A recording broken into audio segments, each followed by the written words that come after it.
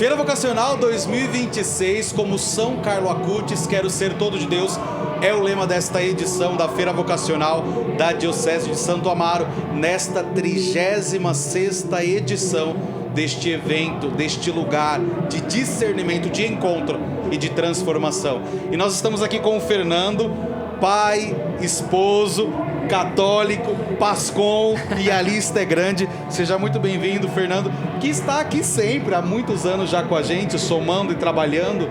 E como é para você, que conheceu a Feira Vocacional muito antes de ser casado, muito antes de ser pai, e agora você vem para a Feira Vocacional, continua trabalhando neste lugar, mas é pai, mas é esposo. Nestes anos, o que mudou em você? Padre, primeiro, muito obrigado pelo convite, me pegou de surpresa aqui um pouquinho, mas sem problema.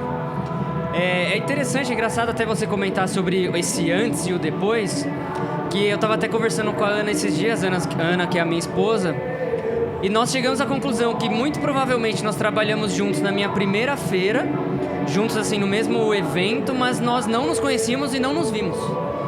Então eu tava na barraca de cachorro-quente, ela provavelmente já tava na Pascom e a gente nem sabia, não se encontrou, enfim. Viemos nos encontrar um tempo depois num retiro, né? E aí a gente se conheceu e hoje estamos casados, temos um filho. E, cara, é uma alegria muito grande pra mim, porque assim, eu gosto muito, sempre fui muito envolvido com a igreja, então meus pais eram ministros, eu fui coroinha, fui acólito, com você, inclusive. Inclusive foi o senhor que me chamou pra ser acólito, então... Sempre estive muito envolvido, não A gente conheço... tá falando de 10 anos 10 anos, pelo menos, para mais, né? Meu Deus pra do mais. céu. Então, não me lembro de estar fora da igreja, né? Então, quanto mais eu adentrei, mais eu servi, mais eu fiz, mais eu fui chamado. Então, estamos aí hoje, até hoje, servindo aqui. Agora na Pascom, um trabalho diferente, mas que é tão legal quanto, gosto tanto. Então, é isso. E vindo para a igreja, Fernandinho, vindo para a igreja, servindo na igreja, a tua vida fora também permanece. É preciso trabalhar, é preciso dar uma vida digna, um sustento para a família. E como ser um homem de Deus neste ambiente secularizado? Porque a gente sabe que em qualquer profissão nós encontramos gente de igreja, gente que não é, gente que professa fé e gente que não professa fé. E como é para você ser um pai de família, ser um esposo, ser de igreja, de pastoral e estar no mundo e conhecer e conviver com estas pessoas? Olha, talvez antes de ser pai, antes de ter me casado, né, ter me tornado um esposo, talvez eu diria que talvez era o mínimo, fazer o mínimo. Você ser uma boa pessoa, você, né, ser respeitoso com as outras pessoas, você seguir o evangelho, não ter nenhum pecado grave e tudo mais. Hoje talvez eu já veja um pouquinho diferente. Hoje eu já olho para dentro da minha casa e penso assim, bom, eu primeiro preciso ser algo aqui dentro. Então eu preciso ser um exemplo, eu preciso que meu filho olhe para mim e veja um homem que, além de ser capaz de sustentar a sua família, ele é um bom homem, ele é uma pessoa que é vista por outras pessoas com bons olhos. Ser um bom marido, porque de nada adianta ser um bom pai se eu não for um bom marido, porque as duas coisas estão muito ligadas, né? Então, se meu filho vê eu tratando a minha esposa mal, ele vai falar, então também não... É isso o caminho. Eu posso ser assim, eu posso ser assim. Então, apesar de ser difícil, porque a gente sabe que uma vida, né, de casados não é fácil, tem os seus pormenores, os seus problemas, mas é muito gratificante. Eu tenho 33 anos, me considero novo ainda, né? Apesar de já estar ainda, né? Mas só esse tempo de ser pai, 1 ano e 6 meses, já tem mudado muito a minha cabeça. Então, tudo que eu faço, literalmente, eu penso antes. O que a minha esposa e o meu filho vão pensar dessa decisão. Essa decisão, ela tá voltada para minha família, ela vai ser boa para minha família. Eu não consigo mais pensar só em mim. No sentido de, eu vou fazer isso porque eu quero. Muitas vezes eu falo, eu quero, mas talvez não vai trazer um benefício para minha família. Não... E olha que eu tenho uma esposa que me incentiva muito em todas as loucuras, em tudo. Então, não poderia nem falar algo ao contrário nesse sentido. Mas eu acho que é isso. No meu caso, eu preciso estar bem para minha família. Eu preciso ser o exemplo da minha família. Para o meu filho crescer e falar assim, é assim que eu preciso ser. E eu acredito que na minha vocação, nesse sentido, é o que eu preciso fazer. Então é isso. Ser igreja doméstica, né? Igreja doméstica. Ser igreja doméstica, aquilo que São João Paulo II. E é um fardo, né? E, às vezes eu fico olhando e falo, às vezes, né, a gente vê tantas situações no mundo que você olha e fala assim, poxa, eu não posso fazer isso com meu filho. Meu filho precisa ter uma direção, um caminho, né? Enfim. E é isso. E diante desta realidade que nós vivemos hoje, Fernandinho, nós vemos, infelizmente, muitas famílias fragmentadas.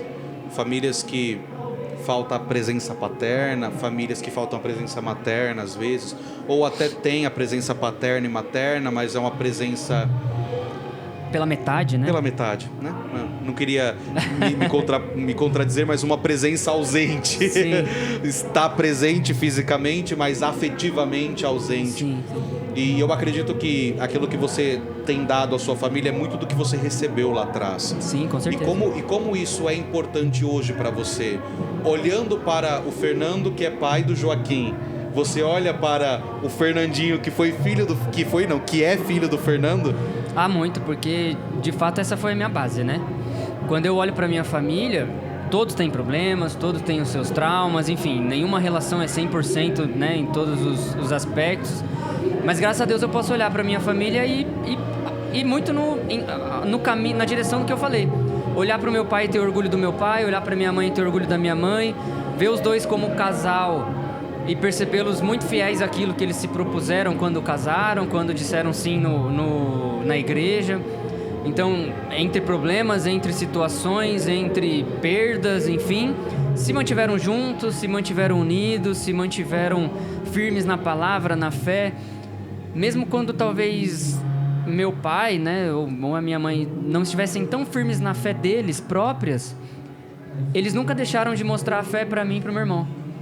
Então, mesmo quando talvez eles não quisessem estar na igreja, eles sabiam quanto era importante nós estarmos. Então, talvez seja por isso que estamos firmes até hoje, por isso que a gente... Por mais que às vezes a gente fala, putz, hoje eu não quero, né, tal, mas você fala, não, mas eu preciso, eu vou porque não faz sentido.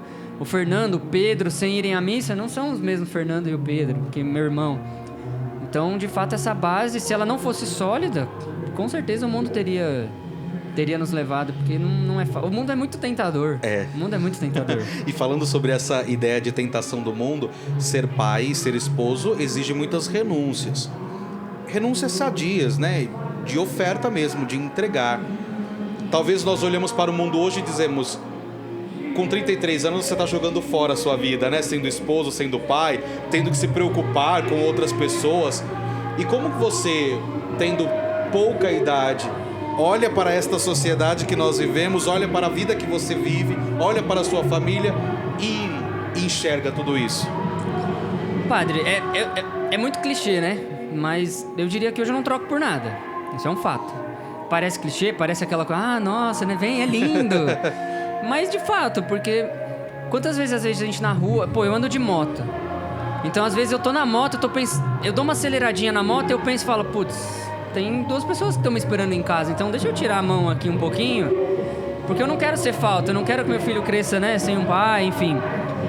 E aí quando você olha para essas coisas do mundo, você pensa assim, você fala, pô, eu podia estar saindo mais, podia... Nem questão de casal, eu podia estar casado, mas se eu não tivesse um filho, nós poderíamos estar viajando mais, a gente podia estar curtindo mais a nossa vida. E a gente ouve muito, né, de outros casais que não pensam em ter filhos, por exemplo, porque é muito caro, porque dá muito trabalho. E eu falo para os meus amigos, eu falo assim, olha, essa questão de ser caro, ela é muito relativa, porque ela é caro por quê? Porque você quer dar um padrão de vida que você quer o que a criança precisa. Então eu não acho caro. Eu sou meio neurótico até às vezes com dinheiro, a Ana brinca comigo com isso, que eu sou muito preocupado, né, porque eu quero sempre estar ali para não correr nenhum risco. Mas eu olho e falo assim, olha, pro padrão que a gente quer pra ele não sentiu uma grande diferença no meu orçamento. Então sim, a gente olha pro mundo e fala, poxa, eu podia estar fazendo mais coisa, podia estar, né, passeando, viajando, ou podia estar solteiro, e enfim, tantas coisas que o mundo mostra pra nós. Mas nada troca, nada... Quando você chega em casa, pô, sua esposa fez uma comidinha gostosa pra você, a Ana sabe... Meu, a Ana me conhece tanto... que às vezes eu tô tão estressado que ela sabe que se ela fizer um estrogonofe, ela vai fazer melhorar 100% a minha o dia. semana, sabe? E aí no outro dia eu tô renovado. Você chega em casa, um menininho lá dá um sorriso pra você e aí você fala, pô, às vezes você tá bravo com ele porque ele tá fazendo alguma coisa, enfim. Aí ele vem te dar um abraço, te faz um carinho, você desmonta e fala, putz... Aí... Então assim, nada compra. O mundo é tentador, o mundo te chama com muita coisa. Muitas vezes você quer sair disso e voltar... Mas depois você olha e fala, mas não vale a pena. O que eu tenho aqui é muito precioso para eu largar, né? Para aquela passagem do tesouro, né? Quando o homem descobre um tesouro, ele vende tudo, compra aquela terra. E aí você olha hoje e fala assim, eu não preciso vender nada, eu já tenho aqui. Então, é muito satisfatório. Minha gente, vocação é isso aqui. Isso é vocação. A família é vocação, o matrimônio é vocação. Aqui também na Feira Vocacional nós encontramos esta família. Muito obrigado, Fernandinho, Eu que agradeço. por fazer parte da Feira Vocacional Muito nesses obrigado, eu que muitos agradeço. anos, por se ofertar.